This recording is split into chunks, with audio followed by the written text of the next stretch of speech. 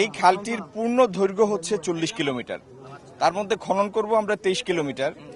সুরমার এই প্রান্ত মাসুকগঞ্জ বাজার থেকে এটি শুরু হবে এবং এটি ওসমানীনগর হয়ে সুনামগঞ্জের জগন্নাথপুরে গিয়ে শেষ হবে এবং প্রত্যেকটা উপজেলাতেই কয়েক কিলোমিটার করে এটা খনন আছে।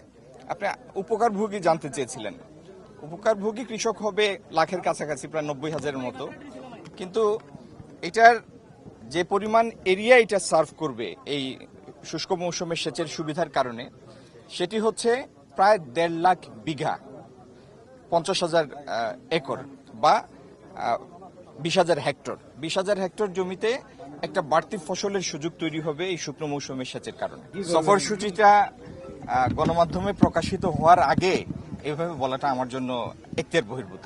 তবে আমরা আজকে এখানে আছি, সুতরাং সফরসূচির মধ্যে বাসিয়া খাল খনন কর্মসূচি অন্তর্ভুক্ত আছে।